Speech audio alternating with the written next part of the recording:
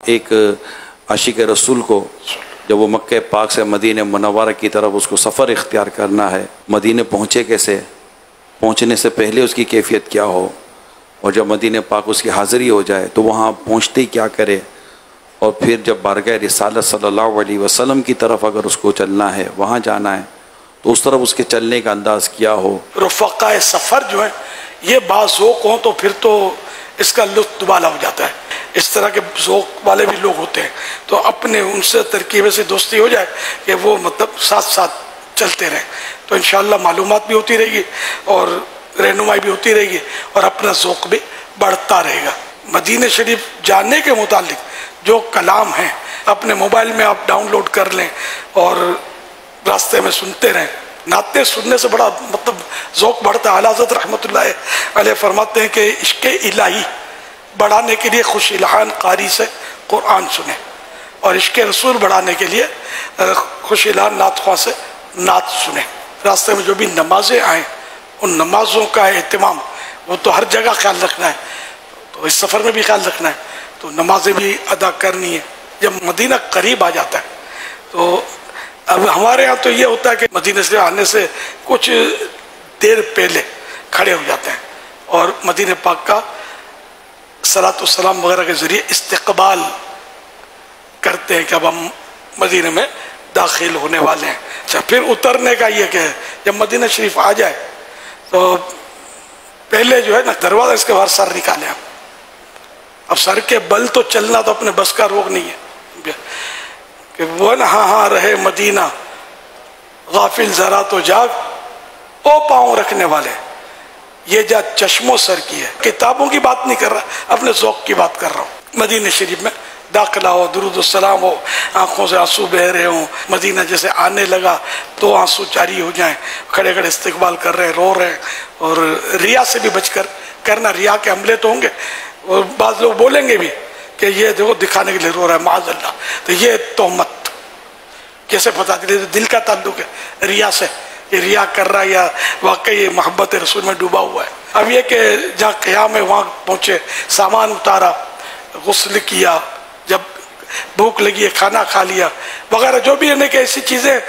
جو ہیں اس سے فارغ ہو لیں جو آپ کے حاضری میں جو آپ کی توجہ بٹائیں کہ یار یہ رہ گیا وہ رہ گیا، بھوک لگی ہوئی ہے، پیشاب لگا ہوا ہے، یہ کچھ بھی نہ ہو۔ فریش ہو کر آپ نے مطلب ٹینشن فری ہو کر حاضری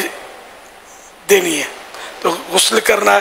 نئے کپڑوں کا جوڑا لے جانا ہے ساتھ، فریش نیو یہ کپڑے پہنے، عطر لگانا ہے، مشک عطر بہتر ہے، مگر اب مشک بھی کہاں سے لائیں، جو اصل مشک تو بہت مشکل ہے، تاہم مطلب اچھے سے اچھا عطر لگانا ہے۔ باب السلام سے حاضری ہو رہی ہے، ویسے جانا چاہیے قدموں سے۔ آداب یہی ہے کہ قدموں سے جب بھی کسی مزار پر بھی جائیں اولیاء کرام کے تو قدموں سے حاضری دیں، سر کی طرف سے نہ دیں، یہ ادب ہے، گناہ نہیں ہے۔ مسجد نبی شریف کے باہر کھڑے ہو کر کسی کے بھی گھر جائیں گے نا اجازت تو لیں گے نا، تو یہ تو آقا کا آستانہ ہے، تو یہاں اجازت کی نیت سے الصلاۃ والسلام علیک یا رسول اللہ عرض کرے باہر کھڑے کھڑے۔ اب جس سے کہ سمجھو کہ اجازت مل گئی، وہی ذہن کو ہی ایک بنانے کی اجازت مل گئی، اب اپنا مسجد نبوی شریف میں سیدھا قدم داخل کرے، دعا بھی پڑھ لے، وہ جو مسجد میں داخلے کی دعا ہے، اور اب پھر مسجد میں داخل ہو گئے۔ اب اعلیٰ حضرت رحمۃ اللہ نے لکھا ہے خاص کر پہلی حاضری کے لیے کہ ادھر ادھر یہ سونے کے جھومر لگے ہوئے ہیں اور نقش و نگار بنے ہوئے ہیں، ان کی طرف بالکل نظر نہ رکھے، توجہ صرف آقا کی طرف رکھے۔ چلا ہوں ایک مجرم کی طرح میں جانب آقا، نظر شرمندہ شرمندہ، بدن لرزیدہ لرزیدہ، یعنی اس کیفیت میں وہ آگے بڑھے۔ اگر ذوق و شوق اجازت دے، مکروہ وقت نہ ہو، تو 2 رکعت مسجد نبوی شریف میں داخل ہوا ہے تو تحیت المسجد ادا کر لے، بارگاہ کی حاضری کے شکرانے کے ادا کر لے، جس طرح ممکن ہو تو یہ پڑھ کے مسجد پھر آگے بڑھے، اور روتا ہوا کہ آقا بھاگا ہوا مجرم دربار میں حاضر ہے، کرم کی بھیک لینے کے لیے آیا ہوں، نہ آپ کو چہرہ دکھانے کے قابل ہوں، نہ آپ کی بارگاہ میں کھڑے ہونے کا مطلب میں اہل ہوں، آ گیا ہوں، اب آپ نبھا لیجیے گا۔ لگاتے ہیں اس کو بھی سینے سے آقا،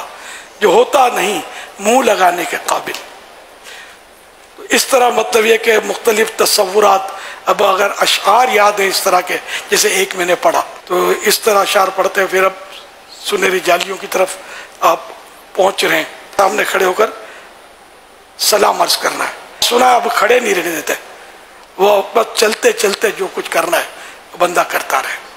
تو یہ اتنا رش ہوتا ہے تو غالباً اس لیے وہ کہ اگر کھڑے رہیں گے تو ٹریفک جام ہو جائے گا ان کا، ظاہر لوگ کیسے بھی حاضری دیں گے، لاکھوں لوگوں کو آنا ہوتا ہے۔ بس آپ کی وجہ سے کوئی چیخ نہ مارے، اگر آپ کو لگتا ہے یا اللہ رو یا اللہ رو کر کے وہ چیخیں مار رہے ہیں تو پھر آپ بالکل نہیں کھڑے رہیں، کہ سرکار کو اس سے ظاہر کہ تکلیف ہوتی ہے۔ وہ آیت اوپر لکھی ہوئی ہے، لا ترفعوا اصواتکم فوق صوت النبی، کہ نبی کی آواز پر اپنی آواز بلند نہ کرو، لیکن وہاں ہو رہی ہوتی ہیں آوازیں بلند، بعض لوگ زور زور سے پڑھ بھی رہے ہوتے ہیں۔ ادب گاہست زیر آسماں از عرش نازک تر، نفس گم کردہ می آیت جنید و با یزید ہی جا، کہ زمین و آسمان میں ایسی ادب کی جگہ نہیں ہے جیسی یہ ادب کی جگہ ہے، کہیں بھی نہیں ہے۔ اور یہاں تو جنید اور با یزید جیسے اولیاء کرام کی سانس رک جاتی ہے، نفس مانے سانس، ایسی بارگاہ ادب کی ہے۔ چپ کر میرے علی اتنے جا نہیں بولن دی، پیر مہر علی شاہ صاحب رحمۃ اللہ علیہ کا بھی یہ مصرع ہے۔ تو اس طرح یہاں تو بالکل، اور بس وہ صلاۃ و سلام بھی ہلکی آواز سے کرنا ہے، بلند آواز سے نہیں، نہ ایسی ہلکی کہ کان بھی نہ سنے، دھیمی دھیمی آواز سے، اور یہ عرض کرنا ہے، دعا مانگنی ہے، قبولیت کے مقام ہے۔ پھر شیخین کریمین کہ پہلے صدیق اکبر رضی اللہ عنہ کا آئے گا، پھر فاروق اعظم کا آئے گا، اس طرح سلام عرض کرنا۔ پھر مسجد نبوی شریف میں بیٹھ کر سبز گنبد کی چھاؤں میں تو آپ کو بہت موقع ملے گا، وہاں دھوم سے صلاۃ و سلام عرض کرتے رہے، ہم نعتیں پڑھتے ہیں، مگر اس طرح نہیں کہ کسی لوگوں کو آواز پہنچے اور کسی کے لیے وہ تشویش کا باعث ہو۔ آہستہ آہستہ جو بھی دعائیں مانگنی ہے، پوری مسجد نبوی شریف یہ بھی رحمتوں میں ڈھکی ہوئی ہے، اللہ کے محبوب کی مسجد ہے، بھلے جتنی توسیع ہوئی ہے، ایکسٹینشن ہوا وہ بھی مسجد نبوی میں شامل ہے۔ جو حدیث سے ہے اس طرح کی کہ اگر صنعاء یمن تک بھی مسجد نبوی چلی گئی توسیع میں تو یہ مسجد نبوی ہی ہے، یعنی یمن شریف کا شہر ہے صنعاء، اس کی مثال دی ہے۔ یمن تک بھی اگر مسجد کی ایکسٹینشن ہو گیا، اب یہ توسیع ہوتی رہی تو یہ پھر سارا جو بڑھتا گیا سب مسجد نبوی ہے، یہ ہمارے لیے بڑا